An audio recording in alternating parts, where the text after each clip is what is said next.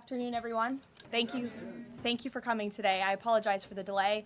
I was once again with the president. He and I were both reviewing the newly released surveillance footage from FBI in the Savannah Guthrie case on just this heartbreaking situation with respect to her mother. The president encourages any American across the country with any knowledge of the suspect to please call the FBI, who continue to assist state and local authorities who are leading this investigation on the ground. And once again, I will reiterate that the prayers of this entire White House are with Savannah and her family at this time, and we hope this person is found soon and that her mother is brought home safely. President Trump has a very busy week ahead, so I will begin with some scheduling announcements today. Tomorrow here at the White House, the president will host Israeli Prime Minister Benjamin Netanyahu for a bilateral meeting. The remainder of the week will be focused on energy and deregulation. Tomorrow afternoon, the president will hold an event in the East Room to tout clean, beautiful coal as America's most reliable and affordable energy source, especially during periods of peak demand, just as we saw during this most recent winter storm, which impacted hundreds of millions of Americans. The president will discuss how clean, beautiful coal is not only keeping the lights on in our country, but also driving down the cost of electricity across the country as well. Additionally, on Thursday, President Trump will be joined by Administrator Lee Zeldin to formalize the rescission of the 2009 Obama-era endangerment finding. This will be the largest deregulatory action in American history, and it will save the American people $1.3 trillion in crushing regulations. The bulk of the savings will stem from reduced costs for new vehicles, with the EPA projecting average per vehicle savings of more than $2,400 for popular light-duty cars, SUVs, and trucks. This is just one more way this administration is working to make life more affordable for everyday Americans. Overall, these groundbreaking actions from President Trump will drive larger economic growth, create thousands of good-paying jobs, expand manufacturing, increase consumer choice, and improve affordability for millions of families and businesses.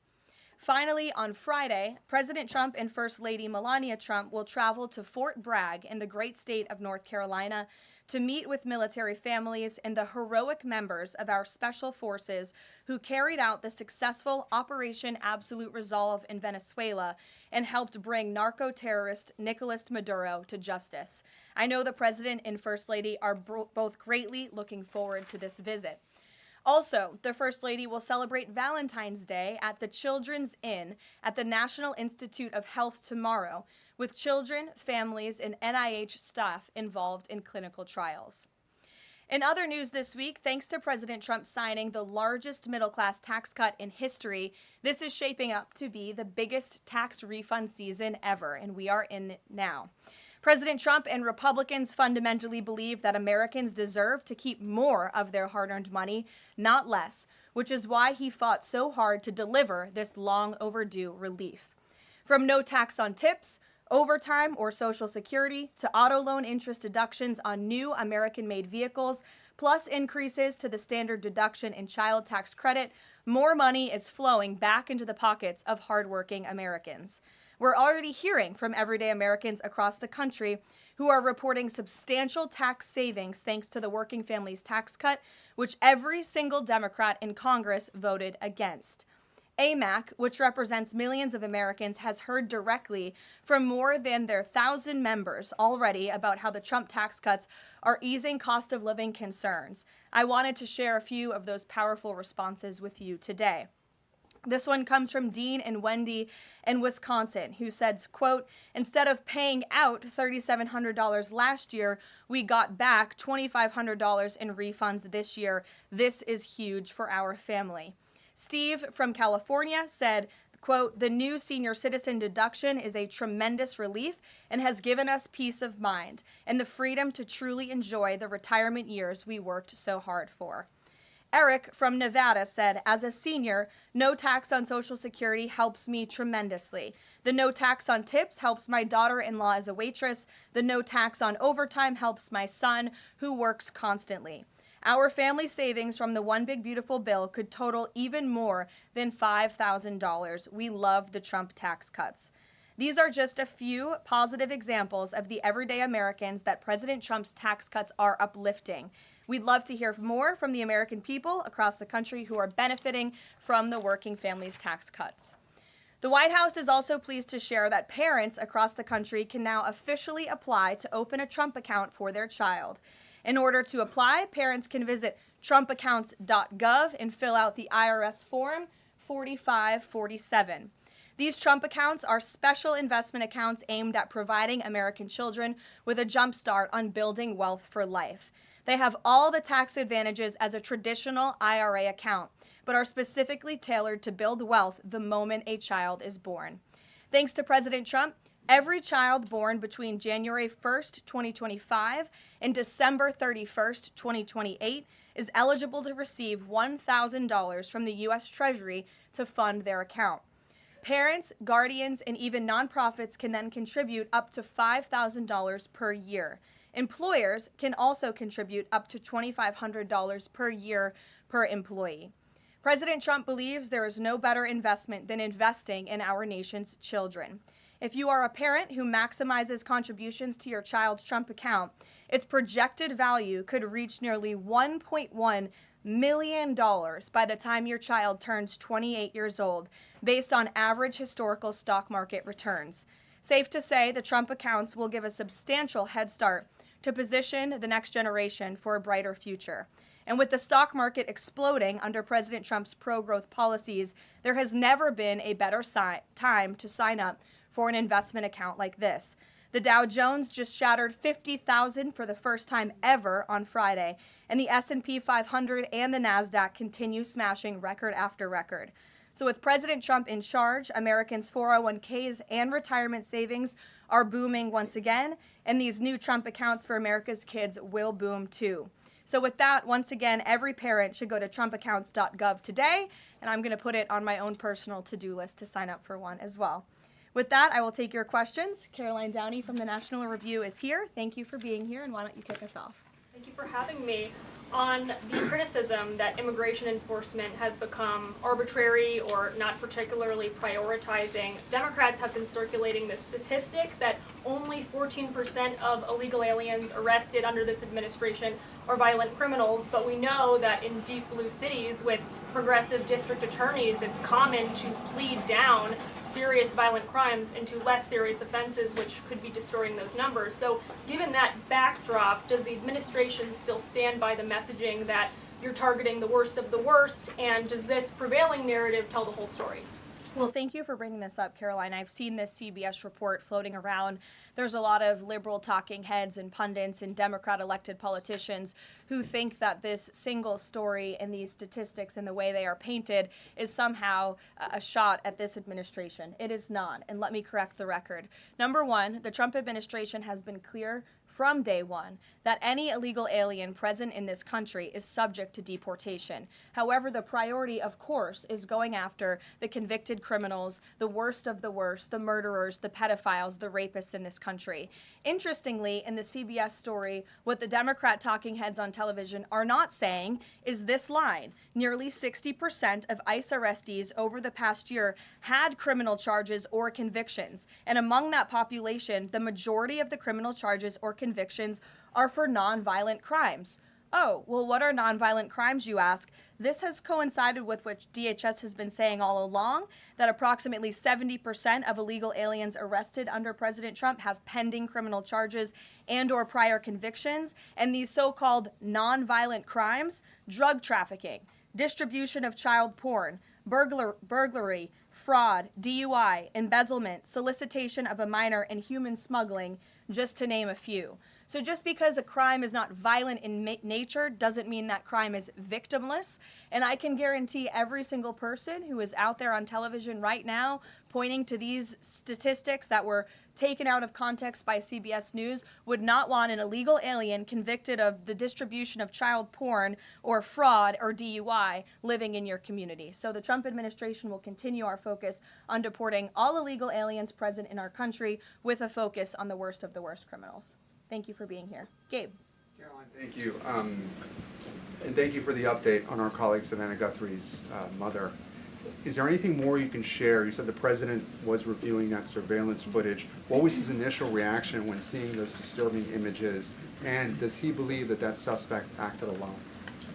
I haven't talked to him specifically about the second point on whether the suspect acted alone or not, so I don't want to weigh in on the president's thinking on that.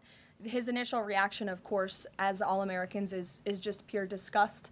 And again, it's heartbreaking to see now this footage really bring to life a story we've all been reading about. And again, we're just praying for the safety of Nancy Guthrie and that she will return home soon. And the president directed me to please encourage all Americans with any information to call the FBI, and we hope that this case will come to a positive resolution as soon as possible. We, of course, have a lot to talk about in a completely separate topic. I was hoping you can clarify something that's come up over the last several days, again, regarding a separate topic, in the Epstein files. According to newly released files, the president had a conversation with the Palm Beach police chief in the early 2000s, according to the police chief in 2019. The president has gone on record before, and he's told reporters that he said that that he had no idea about Jeffrey Epstein's crimes. During this conversation with the police chief, however, he did say, according to this recounting of it, that thank goodness you're stopping him. He also called Ghislaine Maxwell evil. So my two questions are, did that conversation with the Palm Beach police chief happen? And can you explain the discrepancy? What I will say is that the president has always remained consistent, and that he kicked Jeffrey Epstein out of his club at Mar-a-Lago because, frankly, Jeffrey Epstein was a creep. And unlike many other people who are named in these files, President Trump cut off his relationship with Jeffrey Epstein and was honest and transparent about that for years and years. And so I think what the president has said all along has always remained true. And the release of more than 3 million documents related to Jeffrey Epstein and his heinous, disgusting crimes just shows the level of transparency that this president and administration has committed to in bringing these files to light. But did he call the chief in 2006? Caroline, did he call the chief? Look, it was a phone call that may or may not have happened in 2006. I don't know the answer to that question. What I'm telling you is that what President Trump has always said is that he kicked Jeffrey Epstein out of his Mar-a-Lago club because Jeffrey Epstein was a creep, and that remains true. And this call, if it did happen, corroborates exactly what President Trump has said from the beginning. And I'm sure many of you, when you read that alleged FBI report, probably thought to yourself, wow, this really cracks our narrative that we've been trying to push about this president for many years. So we're moving on from that. Reagan. Thanks, Caroline. I want to ask you about the SAVE Act. NBC reported that there's some hesitation among House Republicans on adding absentee ballot restrictions into the SAVE Act. Can you explain what the hesitation is among House Republicans and also just provide a status of negotiations with Congress on the legislation? Sure.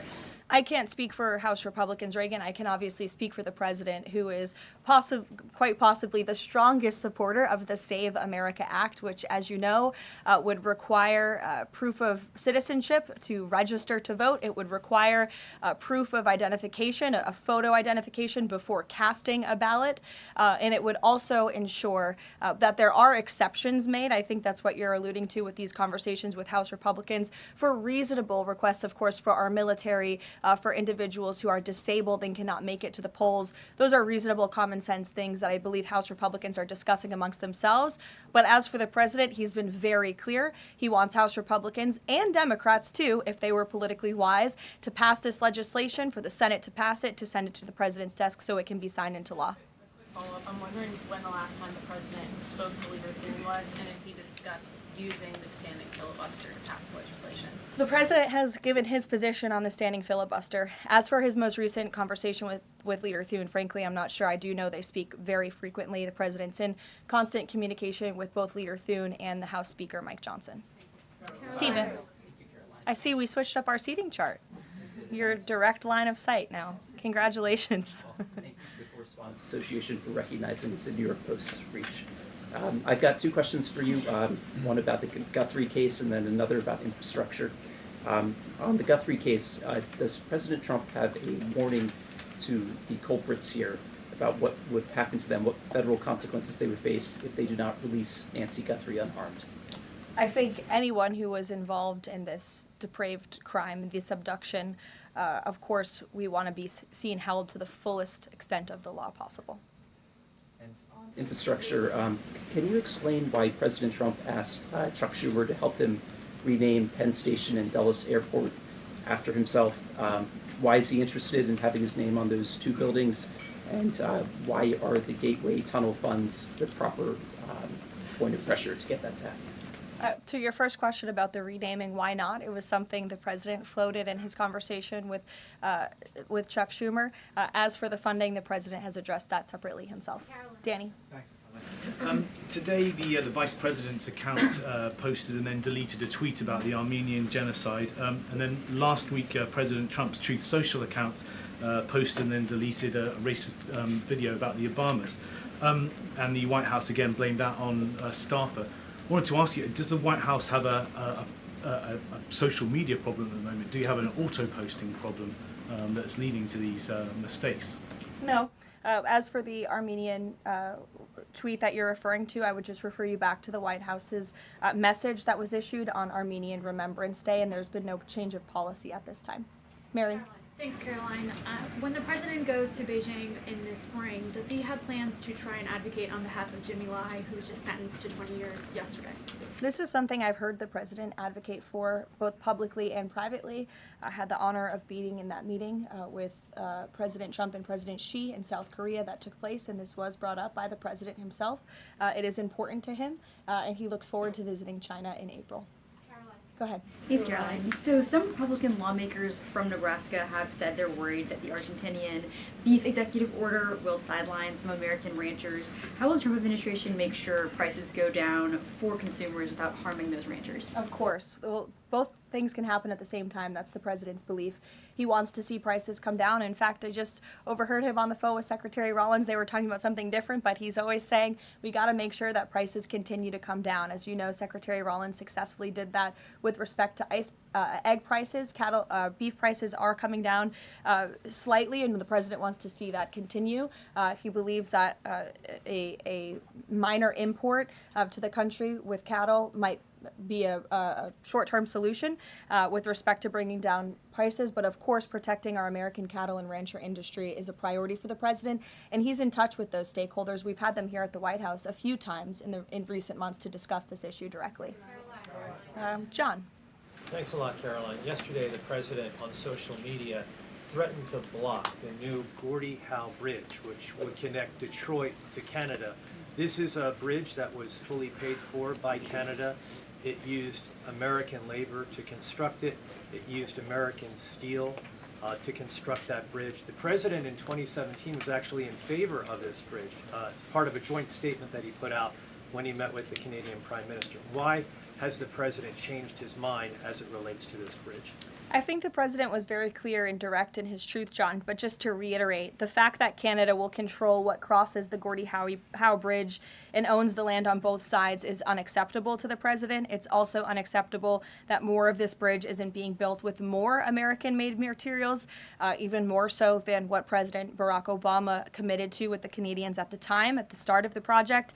He also believes that the U.S. should own at least half of the bridge, have shared authority over what passes across it, and participate in the economic benefits generated by its use. This is just another example of President Trump putting America's interests first, and so he made that very clear in his call with Prime Minister Carney earlier today. Phil. Thank you, Caroline. Sure. DHS Secretary Kristi Noem just posted a photo of herself signing the last contract for steel to build a border wall between Laredo, Del Rio, and Big Bend, Texas, among reports that construction had stalled. Is the president satisfied with the pace of construction?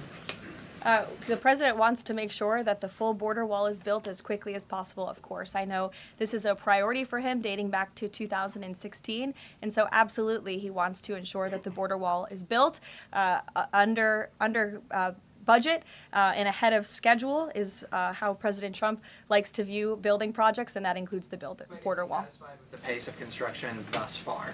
I think the president is never satisfied. He always wants to ensure that things are moving along as quickly as possible, but I know Secretary Noem is on it, and she's doing a great job. Thank you, Caroline. You're welcome. Sure, go ahead. Thank you. Charlie. On the Nancy Guthrie case, is the president satisfied with the federal and local investigation so far? And has there been any more contact from the White House or the president with the family? I don't think anybody will be satisfied until this case is brought to a close and until Nancy Guthrie is returned home safely with her loved ones. And about the White House contacts, has the president contacted the family since? Not since that initial phone call. Sure. Tamara. Thank you. The National Governors Association is removing a meeting with President Trump from his agenda because only Republicans were invited. Is the White House reconsidering inviting Democrats, or do you think Republicans are still going to show up? Like, where does that stand now? No, look, I just spoke with the president about this. It is a dinner at the White House. It's the people's house. It's also the president's home, and so he can invite whomever he wants to dinners and events here at the White House. I believe Governor Moore was invited last year, and he did not show up to the dinner last year. Nobody reported on it. But again, the president has the discretion to invite whomever he wants to the White House, and he welcomes all those who received an invitation to come. And if they don't want to, that's their loss. And on Ghislaine Maxwell, is the president going to rule out a pardon for her in her testimony, deposition yesterday? Her legal team seemed to be making a case, again, for a pardon from the president. Again, this is not something I've discussed with the president recently because, frankly, it's not a priority. He's focused on many of the issues that the American people are dealing with and providing solutions to those issues. So I haven't spoken with him recently. Last time we did speak about it, he said it's not something he's considering or thinking about. Go ahead, Bloomberg. Thanks, Caroline. Secretary Lutnick today was testifying on the Hill, and he said that he had visited Epstein's Island in 2012 with his wife and children, and that's after he said that he had cut ties with Epstein, and Justice Department documents show that he was in contact with Epstein through 2018 over messages. So does the White House stand behind Secretary Lutnick right now, or given what he has said today, has there been any shift in how the White House is viewing Secretary Lutnick's performance? No, Secretary Lutnick remains a very important member of President Trump's team, and the president fully supports the secretary. I will just point out that there are a lot of wins in the news this week that people in this room have not asked about because you continue to ask questions about the same subject, so let me point them out for you. Again, on Friday, the Dow shattered 50,000 for the first time ever. This week, the American Society of Plastic Surgeons came out in opposition to gender mutilation surgeries for children. They are the first major medical group to do so. A federal appeals court today, nobody asked about that, just upheld the Trump administration's policy of detaining illegal aliens, validating the strong measures that have driven illegal crossings to historic lows, and sent a crystal clear message that under President Trump, if you enter the country illegally, you will be detained and removed. The murder rate, again, not a single question about this, has plunged to a 125-year low as crime falls across the board thanks to President Trump's crime crackdown. We also saw this week national median rents have fallen to a 4-year low following 6 consecutive monthly declines, and mortgage affordability has surged to a 4-year high. Home ownership is the core foundation principle of the American dream, and I will repeat that mortgage affordability this week surged to a 4-year high, but not a single mention of that in this briefing room today. And again, this came out last Friday, but for an unprecedented 9th straight month, there were 0 illegal border crossings at the southern border. So we're going to get back to business. The president is very busy today, and you will see him all tomorrow at the event in the East Room touting his administration's energy policy. Thank you.